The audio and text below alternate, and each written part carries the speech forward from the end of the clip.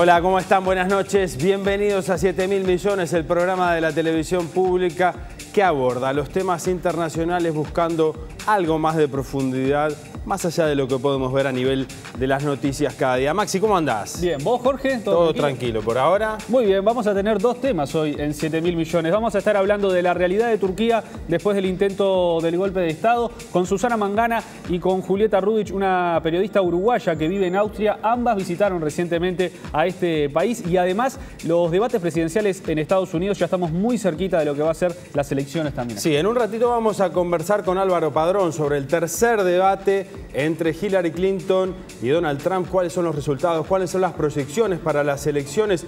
Sobre todo los aspectos geopolíticos que además también tienen que ver mucho, por ejemplo, con Rusia y también, cómo no, con Turquía. Sí. Así que en un ratito ese tema en el segundo bloque. Es así, pero para empezar hoy con 7.000 millones vamos a hablar de Turquía, se los decíamos, un país que vive una tensión permanente. Hubo un intento de golpe de Estado en julio y ahora han pasado una serie de acontecimientos que han generado mucha polémica en ese país, sobre todo con el gobierno. Vamos a estar analizando esto con Susana Mangana y Julieta Rudich, pero vamos a poner una puesta a punto de cómo está Turquía hoy. 26 organizaciones internacionales, entre las que se encuentran Amnistía Internacional, Human Rights Watch y el Centro Europeo para la Prensa y la Libertad de Medios, entre otros, denunciaron que el estado de emergencia en Turquía viola los derechos humanos y debe ser revocado.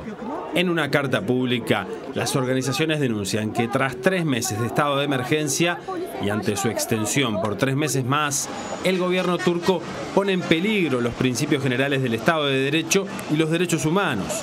Además, piden al gobierno de Turquía que revoque las medidas del estado de emergencia, cuya aplicación en la práctica es incompatible con las obligaciones en materia de derechos humanos adquiridas por Turquía. Según la carta, durante el primer mes del estado de emergencia, las autoridades han abusado de sus disposiciones para cerrar el cerco a la disidencia con la detención de numerosos individuos por sus críticas al gobierno. La retirada de las protecciones judiciales para un juicio justo y las garantías contra medidas de tortura y otros malos tratos exceden las derogaciones permitidas y justificadas y amenazan con violar la prohibición absoluta internacional sobre tortura y otros tratos inhumanos o degradantes. La carta también denuncia violaciones contra la libertad de prensa, tales como el cierre de 150 medios de comunicación y la detención de 99 periodistas y escritores, elevando el total de trabajadores de medios acusados por cargos relacionados con el ejercicio de su profesión a 130 al 16 de octubre de 2016.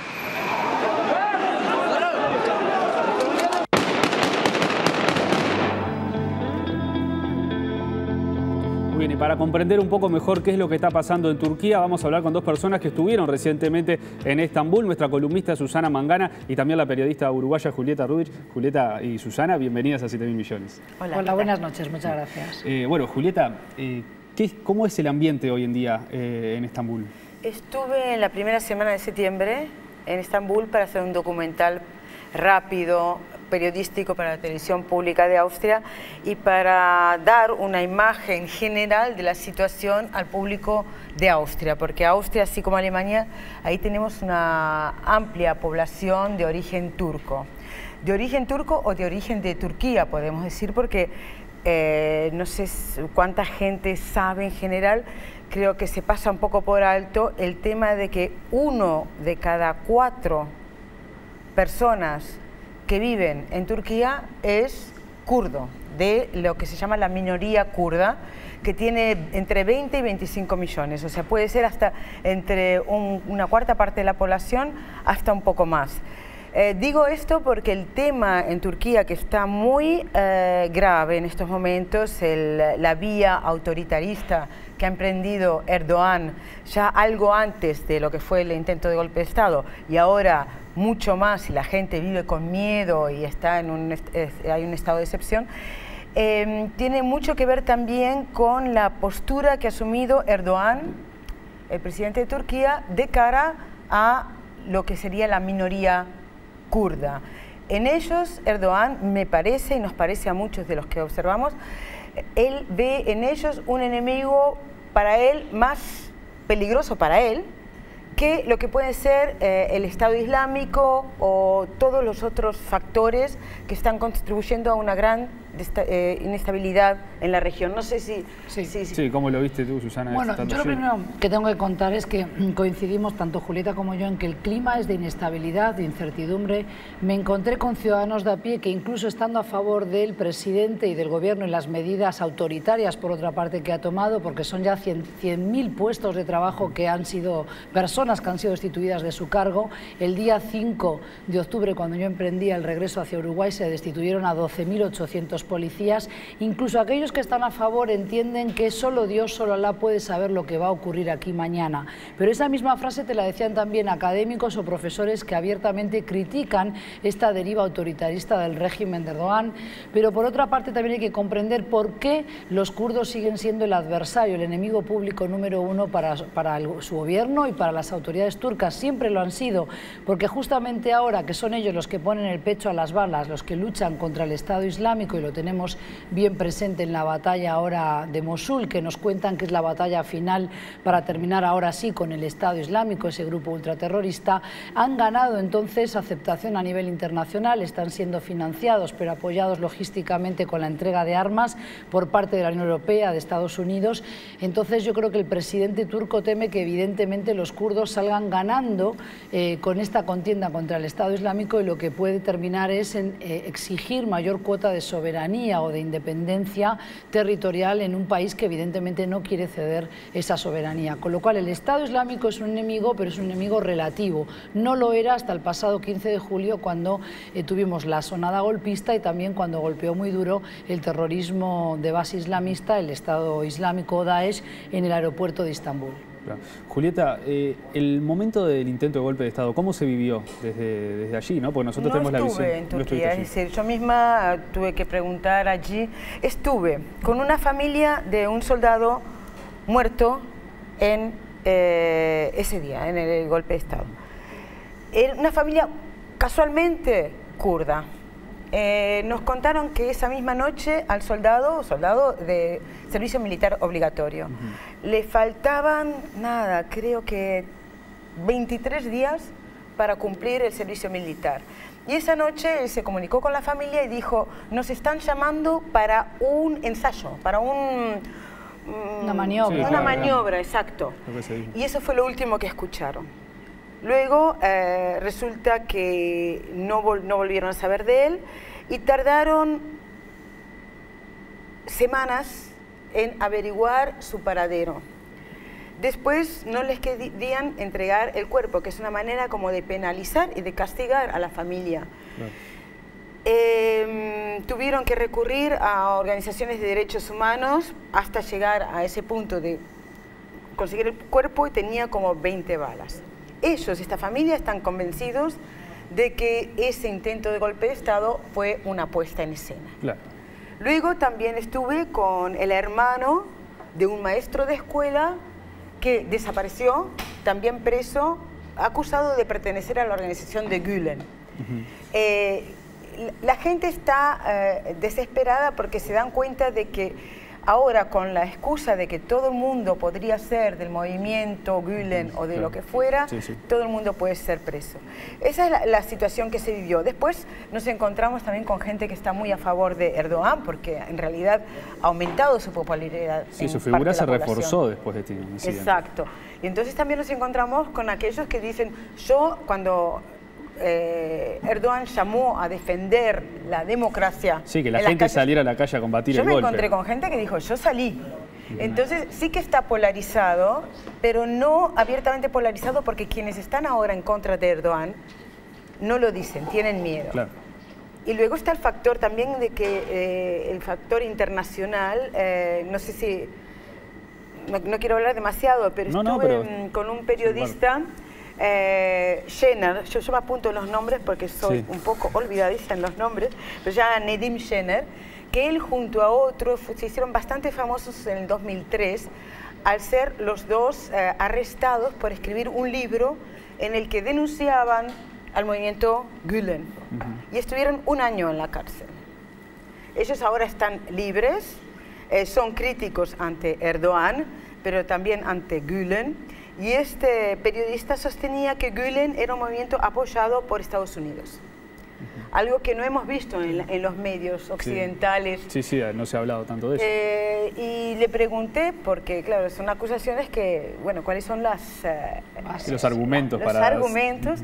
Y entre los argumentos tiene, y está demostrado, que las personas que avalaron su solicitud de permiso de residencia en Pensilvania, en Estados Unidos, son el que era jefe de la CIA y los otros miembros de la CIA, que incluso ahora, después del golpe de Estado, del fallido golpe de Estado, salió este mismo ciudadano estadounidense a defender a Gülen después de esto. Desde luego es complicado cuando uno piensa que Turquía siempre fue un bastión de la OTAN, un aliado firme de los Estados Unidos. Ahora Erdogan se está encontrando a menudo incluso con Putin de Rusia. Hay quienes ahora se están preguntando en qué momento habrá caído en desgracia Erdogan ante los intereses de Estados Unidos. Este es uno de las muchas variables de intento de lectura a esa gran complicación que se está formando ahí. No sé sobre este tema tú que... Sí, exacto. O sea, yo creo que más allá de si realmente este intento de golpe de Estado fue orquestado o no por Gülen y su movimiento, que vale la pena decir también e indicar que tiene presencia en América Latina. O sea, los servicios de Hikmet, los servicios educativos que responden a esa filosofía que también es islamista del movimiento Gülen, tienen presencia en muchísimos países, no solo en Turquía, no solo en Europa. Por eso es también que el presidente ha hecho volver a estudiantes turcos que estaban en el exterior, pero incluso agregados militares que estaban ante las dependencias y oficinas de la OTAN, incluso en Holanda y en otros países europeos, lo cual demuestra el temor que tiene Erdogan y su gobierno a una réplica o que continúen, digamos de alguna manera, los movimientos de oposición a sus medidas, ¿verdad? Lo que yo creo que es importante destacar es esa deriva autoritaria que lo aleja, evidentemente, no solo de Estados Unidos, sino también de una Unión Europea que no puede avalar este derrotero autoritario de Erdogan, porque justamente era un bastión no solo como una plaza segura, un miembro de pleno derecho de la OTAN, sino que también se esgrimía como ejemplo de un Islam moderado a la AKP, a Justicia y Desarrollo, que es el partido islamista que lidera Erdogan y que gobierna el país desde hace ya algo más de una década, con lo cual es importante entonces tener en cuenta que la incertidumbre que pesa hoy a nivel de pueblo, a nivel de sociedad turca, se traslada también a la esfera internacional, porque hasta hace bien poco Turquía jugó un papel más que claroscuro, digamos, con bastantes críticas por parte de analistas políticos, pero también finalmente de las cancillerías europeas, por lo que fue un combate más que tibio de parte de Erdogan al Estado Islámico. Finalmente se le apretaron las tuercas y tuvo que luchar en serio, digamos, cerrar la frontera, cerrar el paso a milicianos, pero también al tráfico de armas clandestino y sobre todo a la compraventa de petróleo robado, entre otras cosas, de las refinerías cercanas a Mosul, con lo cual yo creo que es importante entender que hay una cuerda de tensión ya antes de la sonada golpista y por supuesto que estas críticas al movimiento Gülen eran cantadas, pero es que estamos hablando de 100.000 puestos de trabajo, 100.000 personas que han sido o arrestadas o que han sido de alguna manera llevadas en arresto para declarar sin tener una acusación muy firme, ¿verdad? Sin tener pruebas y argumentos en su contra. Con lo cual eso es lo que preocupa y sobre todo aquellos que tienen una comprensión del clima político un poquito mayor. Como decía Julieta, coincido, creo que también hay personas que apoyan a Erdogan y de hecho en el metro, pero también en distintos espacios públicos vi carteles y afiches, que tomé alguna foto, donde se decía: nosotros el pueblo estamos en contra del terrorismo, diciendo que esta asonada golpista había sido una tentativa de ejercer el terror en contra del Estado y de las autoridades turcas. De todas formas, yo creo que va más allá de si realmente Gülen fue el cerebro, el ideólogo de esta asonada golpista, sino que me parece que lo que es peligroso es esa deriva autoritaria en un país que sigue siendo central central y pivot a todos estos conflictos superpuestos en la región que llamamos Oriente Medio. Por supuesto, es central a la resolución del conflicto de Siria, pero también lo vemos ahora con la batalla que llaman en la prensa final sobre Mosul como el último bastión, el último feudo del Estado Islámico, ¿no? Turquía para los uruguayos se ha transformado en un punto turístico por todo el tema de las novelas y demás. Ustedes que estuvieron allí, ¿qué le recomiendan a la gente? ¿Se puede visitar hoy en día Turquía? A mí no me preguntes porque soy de la opinión que cuando hay un atentado no vaya. No hay peligro, es decir, es lo último que puedes saber es dónde va a caer un atentado, pero de hecho no hay turistas. No hay nadie. Los pocos turistas que hay vienen de Arabia Saudí, de los Emiratos y de Qatar, quizás porque creen en el destino, la fuerza del destino. Yo encontré algunos peruanos, curiosamente encontré peruanos pocos, pero está sumamente barato para ir, ¿no? Es un momento en el que bueno, también los por eso, precios ¿no? son En ese contexto. Pero yo soy de la idea de que también hay que seguir viajando. Fui a Estambul y me encontré que estaba muy tranquilo y que de hecho es muy caminable, muy disfrutable y quizás con menos turistas hasta sea mejor. A ver, yo creo que hay que relativizar. Evidentemente no habría que ir a zonas fronterizas o por ejemplo a Diyarbakir, donde tienen un día y otro también ataques contra las unidades del PKK, pero donde hay una lucha abierta contra los grupos kurdos, contra la oposición kurda y se les ha cerrado muchísimos medios de comunicación. Pero yo creo que yendo a los puntos turísticos típicos tradicionales de siempre del circuito imperial de Turquía no tiene por qué haber mayor peligro. Ahora bien, yo entiendo que esto es una preocupación para el público uruguayo porque también desconoce muchísimo qué significa Turquía, las diferencias que hay con Siria, más allá de que conocen dónde está geográficamente hablando, ¿no? Pero a mí me parece que hay que seguir viajando y me encontré a un pueblo sumamente otra vez hospitalario, abierto y que realmente a pesar de la poca fluidez que tienen en idiomas y especialmente llama la atención como un país que viene luchando por su adhesión a la Unión Europea desde el 63, no hablan más inglés en la calle. Es una élite la que habla el idioma, justamente a nivel de universidad o de estudiantes a nivel terciario, ¿verdad? Que te encuentras que sí pueden hablar inglés, pero yo creo que es igualmente disfrutable y que tiene muchas bellezas y tesoros a encontrar y descubrir. Julieta, para cerrar, tú que estás más cerca, ¿no? que nosotros, por lo menos, ¿cómo sentís que puede cerrar esta situación tensa? ¿En qué puede derivar esta realidad de Turquía? Hay preocupación. Puede derivar en cualquier dirección, porque los frentes de conflicto son muy variados. No se vislumbra por ningún lado un cese de fuego verdadero. Tenemos Siria, tenemos el conflicto turco cada vez más acuciante con el tema de los kurdos, de Erdogan. La verdad es que estamos todos muy preocupados. Podría derivar en una peor situación de Turquía, con lo cual Turquía misma contribuiría a generar nuevas olas de refugiados, porque no podemos olvidar que a Turquía le han encomendado ahora, a cambio de grandes montos de dinero que no han llegado todavía, la Unión Europea le ha encomendado frenar el flujo de refugiados que vienen de Siria. Tienen 3 millones de refugiados sirios en Turquía. Si la situación en Turquía empeora, vendrán ciudadanos de Turquía, tendrán que salir. De hecho, los que se quedan, muchos están pensando ya en hacer las maletas. Y seguramente muchos opositores al gobierno ya se están yendo en silencio, ¿no? Pues sí.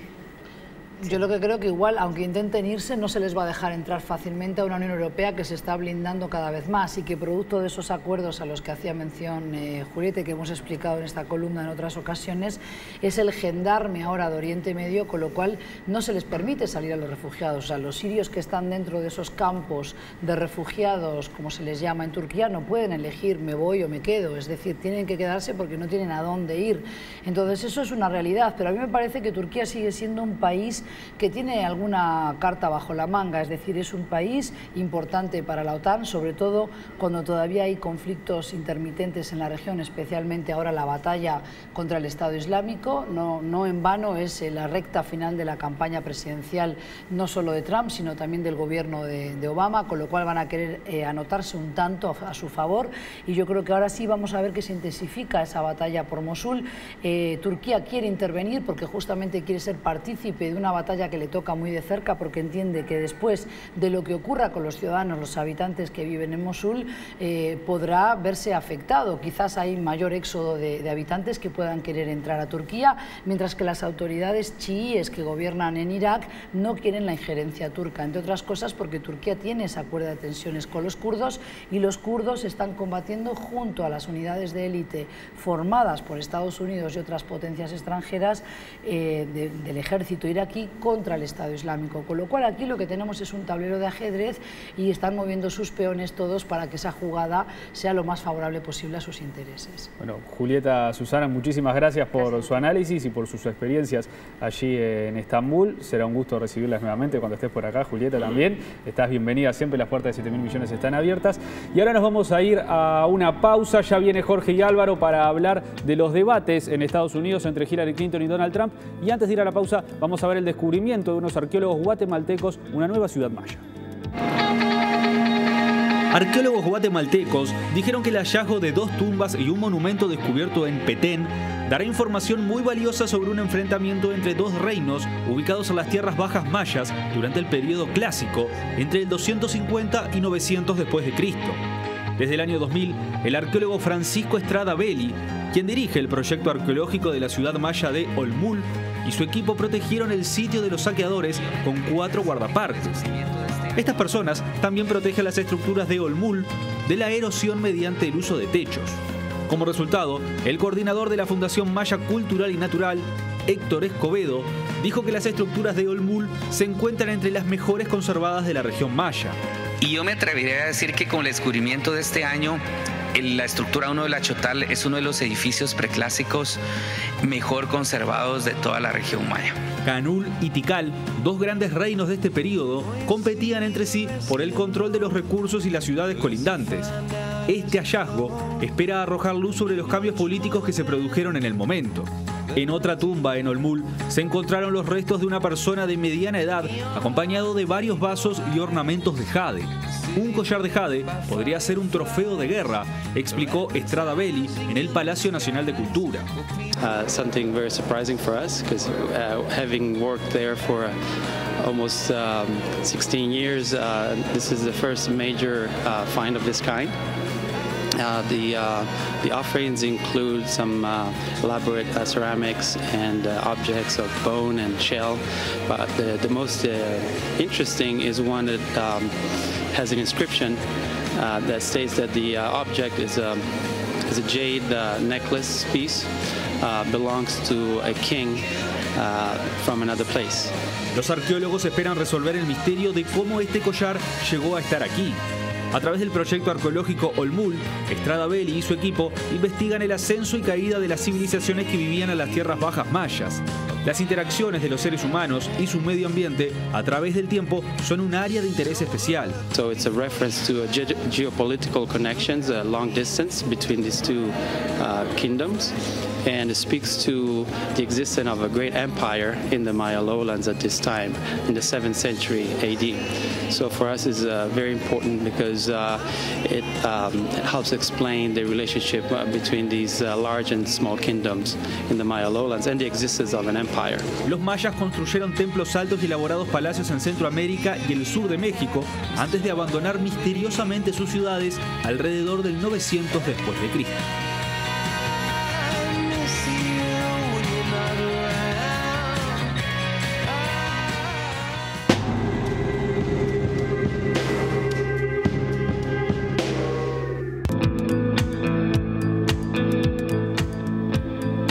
Bien, recién hablaban en el primer bloque respecto a la situación en Turquía y la importancia que tiene a nivel geopolítico y la influencia de las grandes potencias, Estados Unidos y Rusia, en ese territorio. Y ahora se vienen elecciones en Estados Unidos, esto va a ser el próximo 8 de noviembre, se realizó el tercer y último debate. Álvaro Padrón, ¿cómo andás? Muy bien, muy bien. Tercer y último debate que tuvo de todo, ¿verdad? De todo, y además estamos hablando de una elección.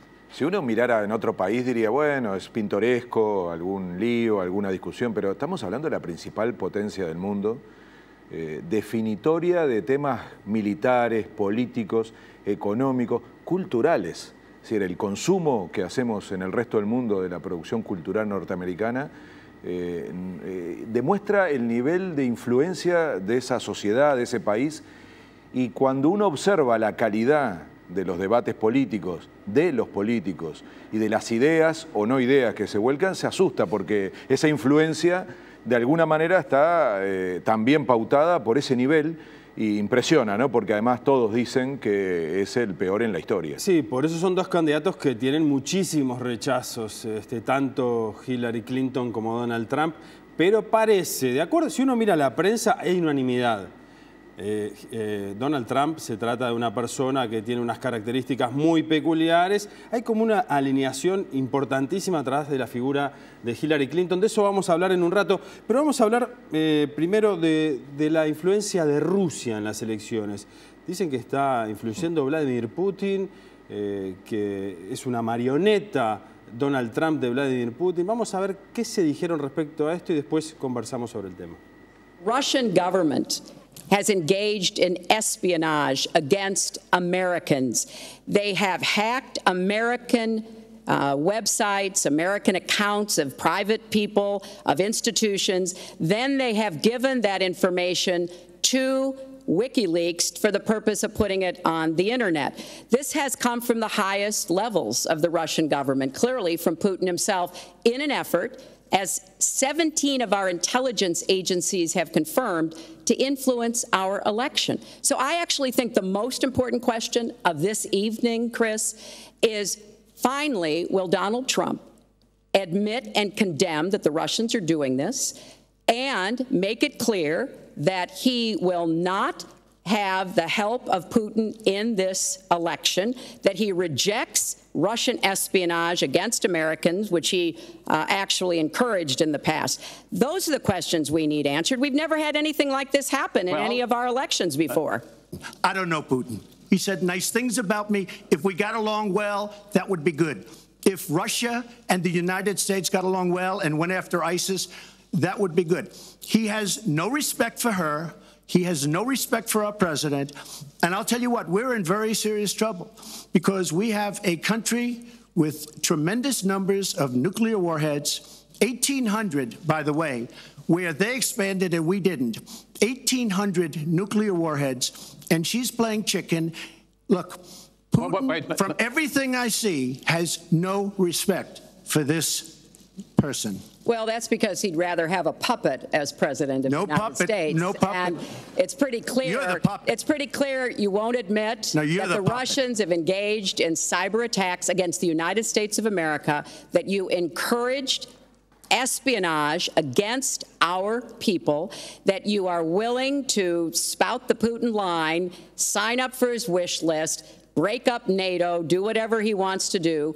I find that deeply disturbing, and I think it's time. She has no idea whether it's Russia, China, or anybody else. I am not quoting myself. No idea. I am quoting Hillary, you 17, have no idea. 17 do you doubt 17 military and civilian agencies? Well, yeah, he'd rather believe Vladimir Putin than the military and civilian intelligence professionals who are sworn to protect us. I find that just absolutely She doesn't like Putin because Putin has outsmarted her at every step of the way. Excuse me. Putin has outsmarted her in Syria. He's outsmarted her every step of the way. I do get to ask. The question really is, why are you right and your opponent wrong? Mr. Trump, you go first. Súper interesante esa parte del debate donde hablan, por ejemplo, de Wikileaks. O casualidad no, está admitido. Esta semana en la Embajada de Ecuador en Londres no hubo internet. Julian Assange, que está recluido allí y es donde trabaja mucho de su material de Wikileaks, esta semana no tuvieron internet. Un pedido especial del gobierno de Estados Unidos a Ecuador para que no interfiera en las elecciones. Así que el ciberespionaje, y me viene a la memoria el caso también de Edward Snowden. Es decir que hoy en día es una de las claves también de cómo se manejan a nivel internacional estos temas. Ambos se acusan de ser marionetas de Putin. No creo que ninguno de los dos sea marioneta de Putin. Bueno, es que entró un lugar común en Estados Unidos, ¿no? Que es el fantasma ruso, es intentar... Fue un ataque de Hillary Clinton que en realidad eludió responder a una cosa bastante más concreta, que es todas las revelaciones de Wikileaks deberían tener de parte de ella una respuesta y no eludirla diciendo que el asunto es una estrategia de Putin y de Rusia para interferir en la elección norteamericana y asociarla a una amistad con Trump. Todas cosas, además, difíciles de creer, ¿no? Por supuesto que en geopolítica funciona, ¿no? Y los movimientos de Trump tienden sistemáticamente a hablar de un Estados Unidos que tiene que dejar de gastar plata en el exterior. Dedicarse más al ciudadano común. Eso al complejo industrial militar evidentemente no le sirve para nada. Casi nada del establishment norteamericano le gusta lo que dice Trump. Y sí lo que dice Hillary Clinton. Y de hecho, la mayoría de las revelaciones de Wikileaks tienen que ver sobre todo con política internacional y charlas que hace Hillary Clinton frente a empresarios, a sectores inversores. Y Trump insiste mucho en denunciarlas porque dice que ahí demuestra que ella tiene claramente una preferencia con relación a los ricos, lo cual es él, y él dice, y yo no. Entonces, es todo un juego muy para interesante, muy interesante. Un juego que es muy complicado, porque uno se queda con una imagen totalmente distorsionada. Sí, porque Trump, por ejemplo, es presentado, más allá de que tiene evidentemente algunas acusaciones muy severas en cuanto a violencia y en cuanto a maltrato hacia mujeres, en cierto sentido la campaña de Clinton utiliza eso para mostrarla como víctima de violencia a una persona que, por ejemplo, amenazó con un ataque militar si seguían las situaciones vinculadas al espionaje ruso. Una persona que podría llegar a ejercer una violencia muchísimo mayor, ¿verdad? No, está claro que está lleno de complejidades y de hipocresías, ¿no? La gente mira mucho y se sorprende por las agresiones. Yo creo que lo más grave son las hipocresías, ¿no? Correcto. Es decir, en ambos casos estamos hablando de un multimillonario que le habla a los pobres, estamos hablando de una mujer que ha tenido un poder enorme, habiendo sido primera dama, habiendo sido candidata derrotada por Obama, candidata además apoyada por la mayoría del Partido Demócrata, era la favorita. Luego secretaria de Estado, donde desarrolló casi todas de las cosas estas que se ventilan por Wikileaks y que ella debería responder y no tanto eludir. Y finalmente eso termina siendo un show que está destinado a un porcentaje muy bajo de la población norteamericana, que es la que vota, y va a intentar responder en gran medida, y yo lo digo porque si no vamos a ese lugar común que decía Jorge, es muy fácil pegarle a Trump, ¿no? Y por supuesto que ninguno de los que estamos acá nos sentimos identificados con un personaje así, pero cuidado con creer que Hillary Clinton representa otra cosa, ¿no? Representa claramente el statu quo norteamericano. Sí, por algo... Es bastante más conservadora que Obama. Vamos a tener un retroceso en cualquier hipótesis de la política tradicional norteamericana de los últimos años y sin embargo uno escucha permanentemente un discurso que intenta salir de esos lugares comunes en términos internacionales y en términos nacionales. Sí, las encuestas están dando que hay una ventaja, las que se difundieron en las últimas horas, de entre 7 a 10 puntos promedio para Hillary Clinton, una ventaja que cambió a lo largo de los últimos meses, se ha ido ampliando supuestamente por todo lo que son los tropezones de Trump, las revelaciones sobre situaciones vinculadas a maltrato a mujeres, aunque evidentemente hay que esperar, todavía faltan algunas semanas para el 8 de noviembre. Sí, los datos hoy indican una ventaja de 6%, que es sorprendente por lo chica, para quienes miraban desde el comienzo una competencia que parecía, digamos, muy desigual, ¿no? De alguien que tenía apenas experiencia política. Trump se va a llevar a su historia a verse prácticamente puesto encima al Partido Republicano. Estamos hablando de un partido centenario, ¿no? Y Trump por fuera fue matando uno a uno los candidatos favoritos del Partido Republicano, muchos de los cuales ahora lo critican, incluso anuncian que no va a votar. Y uno entonces termina preguntándose cuál es el juego de Trump. Y hay que tener mucho cuidado de no engañarse. Trump tiene muchos votos. Está conectando con una parte importante de la sociedad norteamericana. No es una tontería lo que está haciendo. Y eso lo hace más grave, porque en realidad, si las cosas que él dice que nos impresionan tanto tienen muchos votos, es porque hay mucha gente que piensa así. Y yo creo que eso nos tendría que preocupar. No estamos viendo un reality show ni una de estas series de política que uno imagina fantasía. Aquí estamos hablando de alguien que va a convocar prácticamente a la mitad del electorado norteamericano. Estamos hablando de una diferencia del 6%, quiere decir que tiene muchísima gente que lo apoya. Y que lo apoya de un lugar que cuidado con criticar esa adhesión, porque él ha logrado transformarse en el vocero de los sin voz, en el vocero de los olvidados, dice él. Y voy a leer la frase de una persona Un votante. Un votante. Dice, Trump... Ya empezaron los votos anticipados en algunos estados de la Unión. Dice esta persona, Trump para mí es un hombre de la gente, aunque ha tenido una vida privilegiada, pero creo que es un hombre de la calle, que ha estado en la calle y sabe cómo la economía afecta a los negocios. Miren qué entrevero, ¿no? Pero esta es gente común y corriente, que además está convencida que a Estados Unidos le va mal por el tipo de gobierno que ha llevado a que Estados Unidos fuera una potencia mundial dedicada hacia la afuera y no hacia la adentro. Entonces Trump conecta con algo muy típico. Nacionalista. Es que además, cuidado, es algo que está recorriendo el mundo, que tiene que ver con la idea de que la globalización, la política internacional, algo que nos ocupa en este programa, sí, que hemos hablado bastante, de alguna manera genera la dedicación de energía, de recursos hacia lo externo. Y aparecen elementos como los migrantes en Europa, los migrantes en Estados Unidos. Fíjense la consigna principal de Trump de crear un muro con México. Y además dice que lo paguen los mexicanos. Llega a decir que lo acordó con el presidente mexicano, lo cual le trajo un dolor de cabeza al presidente mexicano descomunal. Entonces, todo eso conecta con un sector muy amplio de la sociedad y no sectores ricos. Al contrario, tú lo decías, casi todo el statu quo, el establishment, el poder real en Estados Unidos se alinea a Hillary Clinton. Y sin embargo, la gente, y esto lo estamos viendo en varios países, terminan decidiendo otra cosa. Lo vimos en Colombia, lo vimos en el Brexit. En el Brexit todo el sistema político, todos los sectores económicos, las universidades, los sectores organizados decían, Gran Bretaña no tiene que salir de la Unión Europea. La gente votó y votó por salir. Entonces, hay un fenómeno extraño de cómo se comporta la ciudadanía con liderazgos que le hablan de cosas muy simples, ¿eh? No son cosas grandes elaboradas, es empleo, sí, entre otras cosas. Hay una que tiene que ver con nosotros, lo dice el propio Trump. Los medios de comunicación mienten, o sea, pone en el eje de la campaña lo que dicen los medios de comunicación y además también llevó la cuestión a otro extremo.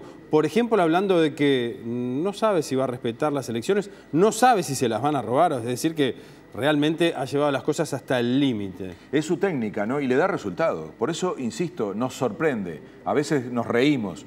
Ahora, ¿alguien cree que una persona con esos recursos económicos, con lo que lo rodea, no sabe lo que está haciendo? Claro, o que dice cosas por casualidad. O que dice cosas por casualidad. Algunos de los errores que tienen que ver con su vida pasada, no tanto con la campaña, eso sí le está pasando factura, ¿no? Pero él tiene muy claro que enfrentó a los medios. Los medios que al principio lo mimaban, ¿no? Era como una lógica bastante previsible, ¿no? Medios de comunicación, sobre todo vinculados al espectáculo y demás, habían ubicado a Trump como el candidato era gracioso, nuevo. Divertido. Exacto, ¿no? Era como la cosa novedosa en la política norteamericana. Sin embargo, sistemáticamente lo han ido dejando en el camino y él lo dice con claridad. Los voy a enfrentar. Tengo claro que todos estos están en contra de mí y de la gente. Y usa permanentemente esa cuestión de las élites, de las cuales él considera no se ubica. Entonces, decías recién una cosa muy interesante, ¿no? Cómo él va negando y enfrentando cada uno de los poderes, fácticos, que uno supondría tendrían que ser los que él de alguna manera va también sumando a su campaña, ¿no? Le habla mal de todo, habla mal de la ONU, dice que no va a poner más plata en la ONU. En el programa pasado hablábamos de los objetivos de desarrollo de las Naciones Unidas, de un nuevo secretario general. Él dice literalmente, voy a retirar los recursos de Estados Unidos de la ONU, que, digámoslo con claridad, son casi el 40% de los recursos, además de tener la sede en Estados Unidos. Un cambio drástico sería. Pero él sobre todo lo que dice es la globalización a Estados Unidos no le sirvió. Tenemos que cerrar fronteras, tenemos que recuperar trabajo. Le habla mucho a los desocupados, le habla mucho a los sectores pobres, le habla a los sectores que perdieron empleo por irse a China y a México. Bueno, ahí Hillary Clinton le dijo, por ejemplo, las torres que usted construye se hacen con acero chino. Ahí lo dejó un poco fuera de foco cuando le habló de ese tema, de cómo se relacionan sus negocios transnacionales, mundiales, con su postura sobre el gobierno chino. Porque es muy fácil que uno desautorice al otro. Porque en realidad, repito, la hipocresía en los dos está muy presente. Entonces, cada vez que se acusan, la defensa son muy débiles. En los planos morales, y recordemos que Hillary Clinton tiene problemas en ese estilo, en cuanto a la concepción de la relación de pareja, de la lealtad. Hay detrás una debilidad en cuanto a la familia Clinton que Trump ha sabido explotar, y ni les digo lo que puede significar los cruces con Trump sobre su visión de las relaciones con las mujeres, del papel de la mujer, en fin. Todo eso es parte de algo que preocupa, porque en realidad ninguno de los dos tiene una legitimidad como para aparecer como parecería un presidente o una presidenta al final de una elección, ¿no? Heridas van a quedar. Hay que preguntarse qué va a quedar del Partido Republicano, ¿no? Y qué va a pasar con ese Congreso, qué va a pasar con el futuro del Partido Republicano, cuál va a ser la oposición a Hillary Clinton si es que se confirma que efectivamente va a ser la presidenta. Álvaro, muchísimas gracias por tu análisis en esta noche aquí en 7.000 millones. Y nos vamos a ir a la pausa con las efemérides. En una de ellas justamente se habla sobre la relación tan complicada entre Estados Unidos y en aquel momento la Unión de Repúblicas Socialistas Soviéticas, la crisis de los misiles, año 1962. Probablemente, por lo menos desde mi punto de vista, fue el momento en que la humanidad estuvo más cerca de la autodestrucción. Esa es una de nuestras efemérides. Ya venimos con el tercer bloque. Wall Street, when he warned that sooner or later crashes come, and it may be true. El 24 de octubre de 1929 se produjo el crack bursátil de la Bolsa de Nueva York. Se trata de la más devastadora caída del mercado de valores en la historia de la Bolsa de Estados Unidos, tomando en consideración el alcance global y la larga duración de sus secuelas, y que dio lugar a la crisis del 29, también conocida como la Gran Depresión. Se suelen utilizar tres frases para describir este derrumbe de las acciones: jueves negro, lunes negro y martes negro. Todas ellas son apropiadas, ya que el crack no fue un hecho de un solo día. La caída inicial ocurrió el 24 de octubre, pero fue el catastrófico deterioro del lunes y martes el que precipitó la expansión del pánico y el comienzo de consecuencias sin precedentes y de largo plazo para los Estados Unidos. En el momento del crack, la ciudad de Nueva York había crecido hasta convertirse en la mayor metrópolis, y en su distrito de Wall Street eran muchos los que creyeron que el mercado podía sostener niveles altos de precio. En los días previos al jueves negro, el mercado estaba severamente inestable, ya que no se supieron manejar bien los negocios, así que la bolsa cayó debido a la inexperiencia de algunos.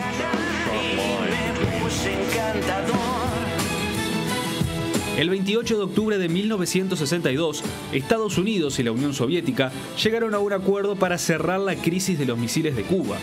El conflicto entre los Estados Unidos, la Unión Soviética y Cuba se generó cuando los norteamericanos descubrieron bases de misiles nucleares soviéticos en territorio cubano. En Rusia se la conoce como la crisis del Caribe, mientras que en Cuba se le llama crisis de octubre. Fue uno de los mayores conflictos entre ambas potencias durante la Guerra Fría. La crisis abarca el periodo comprendido entre el descubrimiento de los misiles, el 15 de octubre de 1962, hasta el anuncio de su desmantelamiento y traslado de vuelta a la URSS el 28 de octubre del mismo año.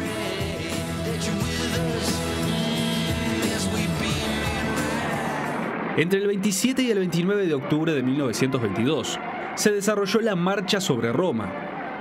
Se trató de una marcha con destino a Roma organizada por Benito Mussolini, quien en ese entonces era dirigente del Partido Nacional Fascista, que marcó el final del sistema parlamentario y el principio del régimen fascista. Mussolini formó gobierno en Roma el 30 de octubre. Cerca de 25.000 camisas negras fueron llevados a la ciudad ese día, desde donde marcharon en un triunfal desfile ceremonial el 31 de octubre de 1922. Formalmente, la dictadura fascista no comenzó de inmediato, sino que los fascistas recurrieron a diversos procedimientos durante los meses siguientes para asegurar el control de todos los mecanismos del poder político.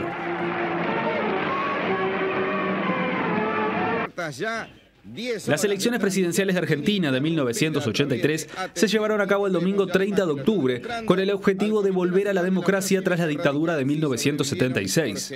En esas elecciones triunfó Raúl Alfonsín, obteniendo el mayor porcentaje de votos en relación a los habitantes inscriptos en el periodo de democracia ininterrumpida iniciado en 1983 y el cuarto mayor porcentaje desde que se estableció el voto femenino en Argentina en 1947. Raúl Alfonsín era abogado, político, estadista y promotor de los derechos humanos.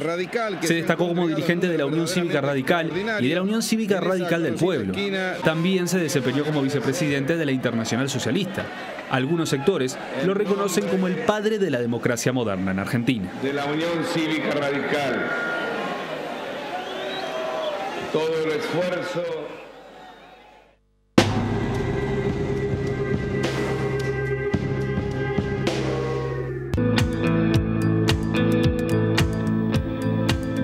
Bien, en 7.000 millones, 21 horas 55 minutos, tenemos una información del plano local porque acaba de fallecer el expresidente de la República, el doctor Jorge Valle Ibáñez, que gobernó el país entre el año 2000 y el año 2005, tras haberse presentado 5 veces a las elecciones nacionales por el Partido Colorado, último presidente de esa colectividad política. Se acaba de informar entonces, se acaba de trascender la noticia de su fallecimiento. Sí, Jorge Valle, que estaba internado en el sanatorio americano después de haber sufrido un accidente cerebral que le ocasionó una caída, un golpe fuerte en la cabeza. Estuvo internado en Tacuarembó, allí lo intervinieron quirúrgicamente, luego decidieron trasladarlo a Montevideo. Hace pocos días, a fines de la semana pasada, se le había reducido la sedación y la respuesta que había dado el expresidente, que había sido prácticamente nula, ya daba a entender de que tenía un daño cerebral severo y bueno, en el día de hoy falleció a un día de cumplir 89 años. Bien, desde todo el equipo de 7.000 millones y obviamente desde toda la televisión pública, el saludo respetuoso hacia sus familiares, amigos, hacia su colectividad política y obviamente por la trascendencia histórica de su trabajo político.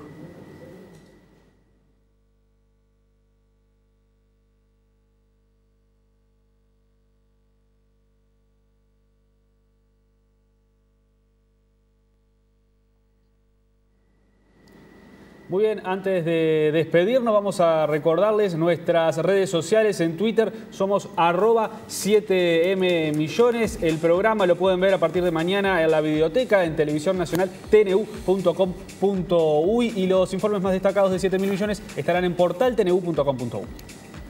Un viaje desde el Pacífico hacia Sydney, desde Chile hasta Sydney, en una balsa, replicando las balsas que se hicieron hace cientos y hace miles de años.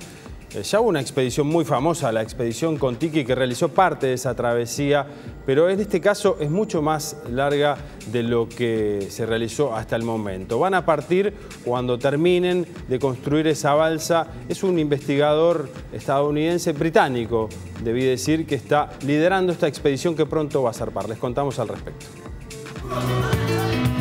Mide 18 metros de eslora y parece un barco encallado a más de 3.600 metros de altura en una empinada calle de la capital boliviana. Se trata de una rústica balsa gigante de juncos construida por artesanos indígenas del país andino para una travesía asombrosa. Armada de juncos de la planta de totora que crece en el lago Titicaca, la embarcación está casi lista para que un explorador estadounidense emprenda a inicios del próximo año un nuevo intento de navegar unas 10.000 millas náuticas entre el puerto chileno de Arica hasta Sydney, en Australia.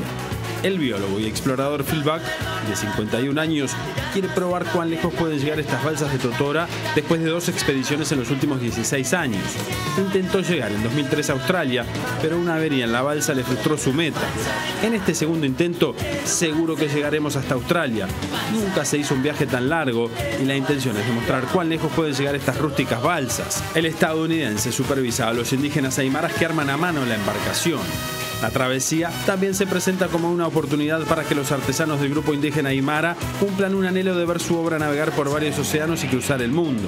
Es mi sueño, después de haber fabricado 25 balsas gigantes, dice Juan Limachi, un anciano aymara de 71 años, constructor de estas balsas desde sus 7 años, con técnicas heredadas de sus antepasados. Antiguos indígenas de los Andes, como los tihuanacotas, usaron estas embarcaciones de juncos en aventuras marinas hace milenios y alcanzaron llegar tan lejos como la Polinesia.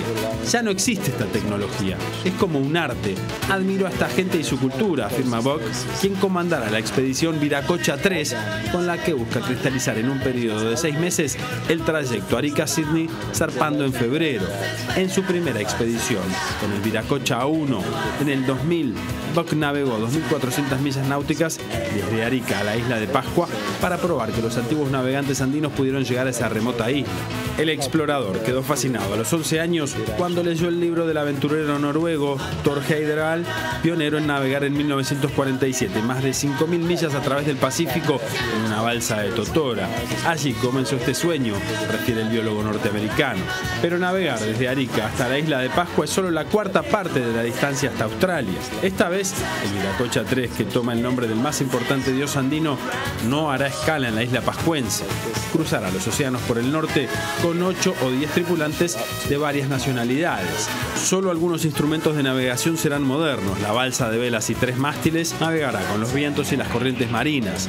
La tripulación se alimentará de granos andinos, entre ellos la quinoa, y no faltarán hojas de coca para mitigar el cansancio. Toneladas de totora fueron traídos desde las orillas del Titicaca, a 65 kilómetros al oeste de La Paz, para armar la balsa en un punto a 3.600 metros sobre el nivel del mar. Una soga de hilo natural de 1 kilómetro de largo asegura los tallos y da forma a la panza ancha de la balsa, cuyos extremos terminan en punta mirando hacia arriba. La nave será terminada de armar en el puerto, pero antes será removida con grúas y un tráiler que la transportará por las empinadas calles de La Paz hasta una carretera de 320 kilómetros que cruza el altiplano hasta el puerto de Arica.